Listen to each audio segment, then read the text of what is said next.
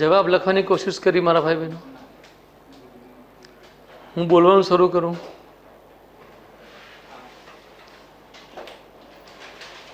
Okay.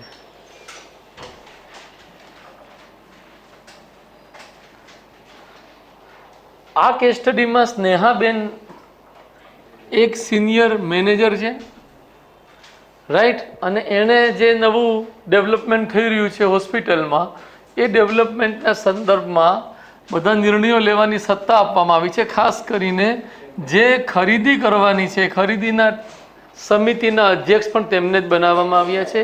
અને company માટે એ મહિલા એને બહુ વિશ્વસનીય છે, વિશ્વાસપાત્ર છે, એટલે તમામ પાવર્સ એમની પાસે છે કે એ જે ડિસિઝન લેશે એ અંતિમ રહેશે. અહીંયાથી આપણને પહેલો અંદાજો એ મળે છે કે આ કેસ સ્ટડીમાં જે વિષય વસ્તુ, જે વ્યક્તિ છે, જે હોદ્દા ધારક છે, એ નીતિ ઘડતરની સત્તા ધરાવે છે. આપણે આપણા 10 નિયમોને ધ્યાનમાં રાખીએ તો નીતિ ઘડતરની જો એ સત્તા ધરાવતા હોય તો એ પોતે નિષ્પક્ષ અને પારદર્શક રહે, પહેલી વાત આવશ્યક છે. બીજી વાત કે જો એ નિષ્પક્ષ રહેશે એટલે તમામને સરખા ગણીને ચાલશે, સમાન પરિસ્થિતિમાં સમાન વર્તનનો સિદ્ધાંત લાગુ કરશે.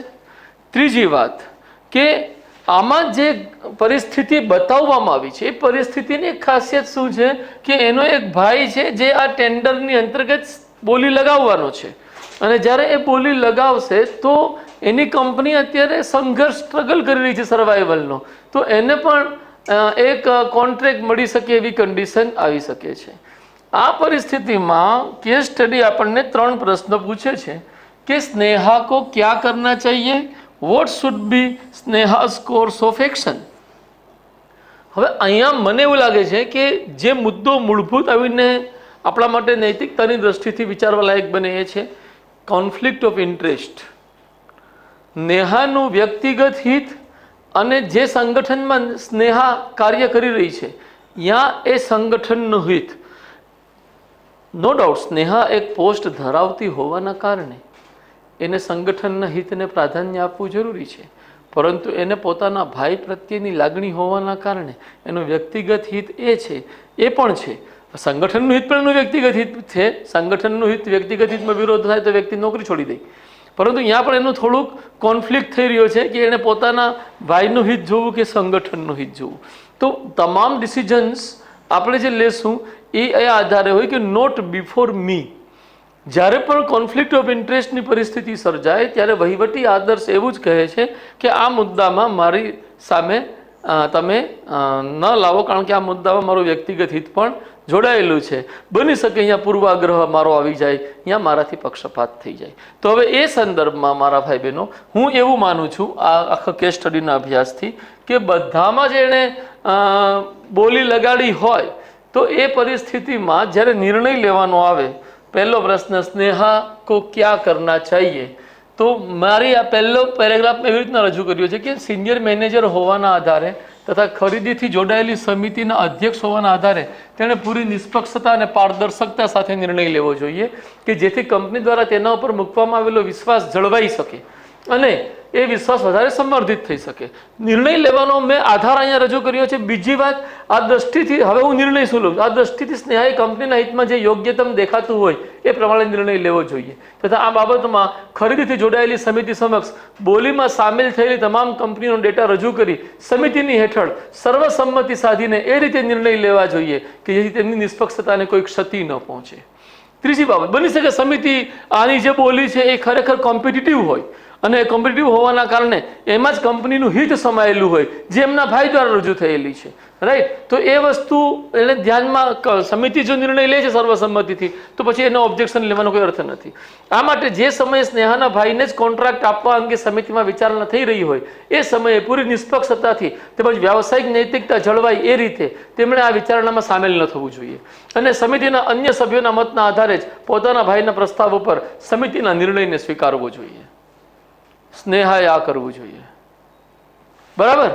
હવે આ બાબતમાં સ્નેહાએ સમિતિ ઉપર કોઈ દબાણ કે પ્રભાવ સ્થાપિત ન કરવો જોઈએ. એટલે આ તો હું અહીંથી તો હું કહીને ગયો તમે જેમ કરો એમ, પણ તમને ખબર હોય કે અમે જો આની વિરુદ્ધમાં નિર્ણય લેશું તો મારી સાથે આનો વ્યવહાર બદલી જશે, તો તમે પાછા નિષ્પક્ષતાથી કામ નહીં કરી શકો. કારણ કે તમે જે વ્યક્તિ સ્નેહા છે એ વરિષ્ઠ છે. તો અહીંયા એને ક્લેરિફિકેશન આપવું પડશે કે આપણી આ જે વ્યવસ્થા છે એ વ્યવસ્થામાં તમારો કોઈ પણ નિર્ણય હશે એની કોઈ પણ અસર મારી ઉપર નહીં જોવા મળે, તમને મારા વર્તનમાં નહીં જોવા મળે. હા,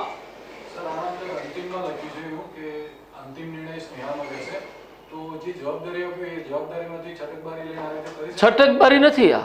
આ છટકબારી ત્યારે ગણાત કે જ્યારે તેણી એવા નિર્ણય લેવાથી ના પાડી દે કે ભાઈ હું આ સમિતિમાં નહીં આવી શકું.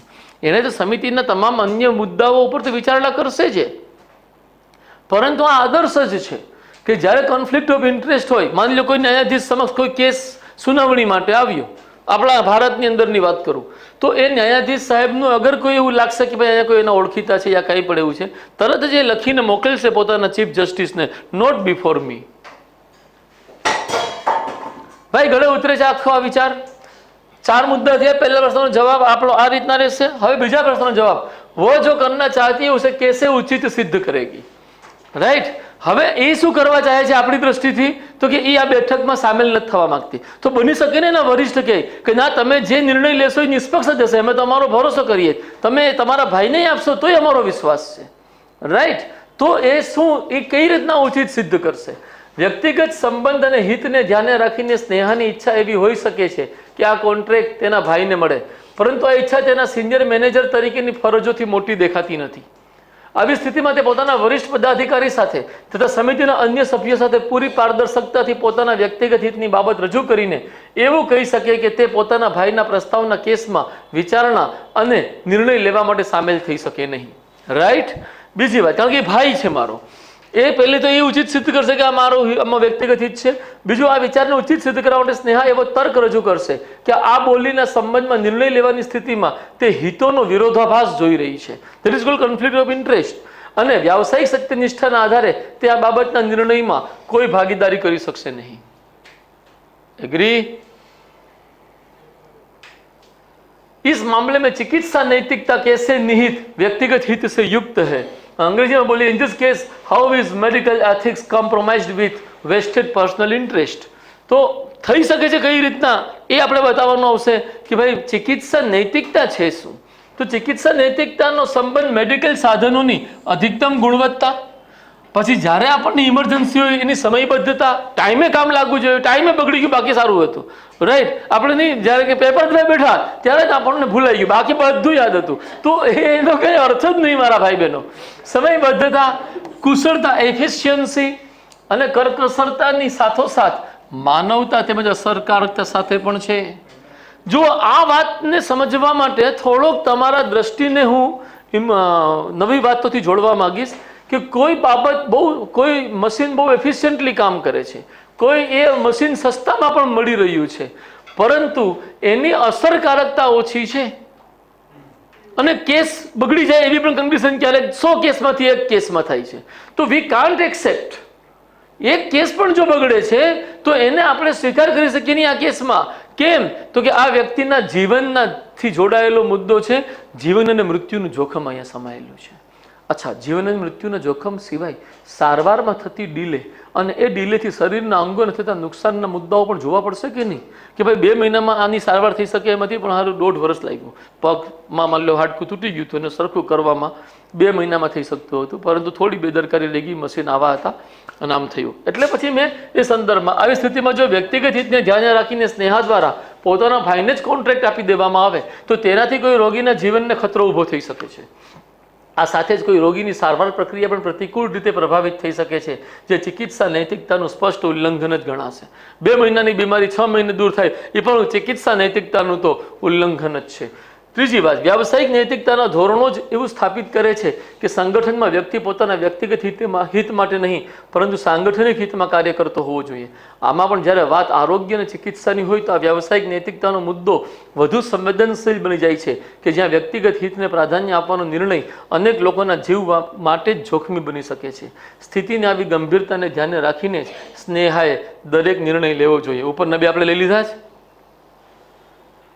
હવે આ એક 250 શબ્દમાં રજૂઆત કરવાની હતી. હવે લાગે છે મારા ભાઈ બહેનો, તો આપણે પહેલા 2 કેસ સ્ટડી આપણે ખાલી જોયા, સમજ્યા, ડિસ્કસ કર્યા, કશું એમાં પગલાં લીધા નહીં કે તમે આમ કરો ને તેમ કરો. રાઈટ. પછી આપણે એક સામાન્ય જનરલ વાતો કરી.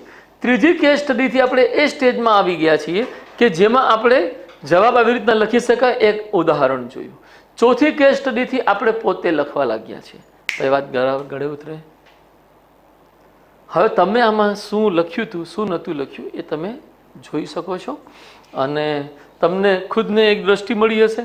અચ્છા, લખ્યા પછી આ કરવાથી ફાયદો થયો કે ડાયરેક્ટ કર્યું તો વધારે ફાયદો હતો? હે ને? અને આપણે 5-10 મિનિટમાં આપણું કાંઈ બગડી જતું. આમે ચા પીવા જાય ત્યારે કેટલી એવી મિનિટો ઉડાડી દઈએ. ઓહો, નહીં. હા બેટા, હા, PDF મોકલી દઈશું. જો આ મારો વ્યક્તિગત મત છે એટલું પણ ધ્યાનમાં રાખજો. બની શકે કોઈ અન્યનો મત કોઈ અન્ય આયામો સાથે પણ જોડાય, વધુ બહેતર બની શકે. રાઈટ. બધું આ તો એક સિમ્પલ, તમને એક સેમ્પલ રજૂ કર્યું છે. ઓકે. હા,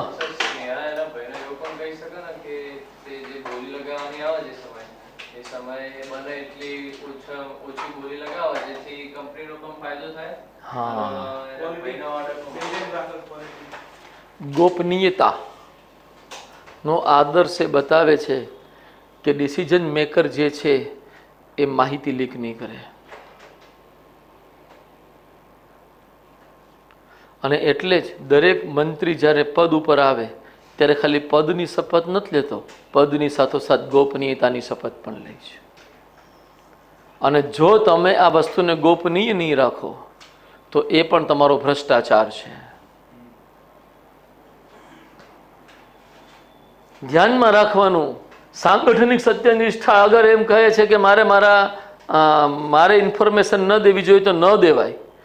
અગર તમે એમ ચાહો છો, તમે ડિસિઝન મેકર છો કે તમે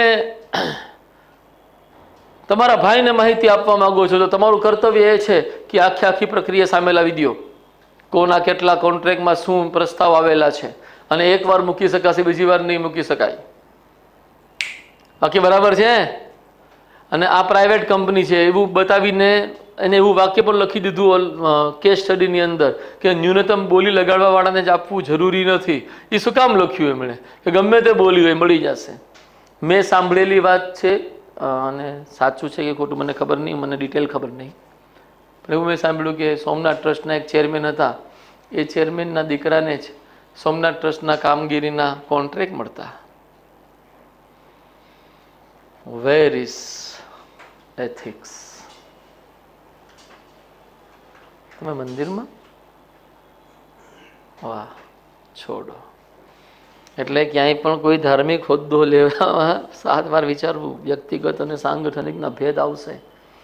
અને સરકારી નોકરીનો તો નિયમ જ છે વ્યક્તિગત હિત અને જાહેર હિતમાં અંતર, સ્પષ્ટ તફાવત. એના માટે તો વેબેરિયન જે મોડેલ છે, વેબેરિયન મોડેલ આપણે ભણશું જ્યારે અહીંયા એથિક્સ આપણે ભણીશું ત્યારે.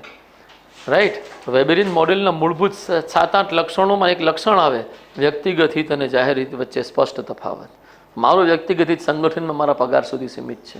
પગારની બહાર મારું કોઈ વ્યક્તિગત હિત નહીં. જ્યારે એ એપ્રોચથી સરકારી અધિકારીઓને ચાલવાનું હોય છે કે એનો પગાર, એના જે પણ ભથ્થા વગેરે મળતું હોય એ જ એનું હિત છે, બાકી કંઈનું હિત નહીં. ઓકે, ચાલો લેક્ચર ફિનિશ કરીએ. સમજાય મારા ભાઈ બહેનો?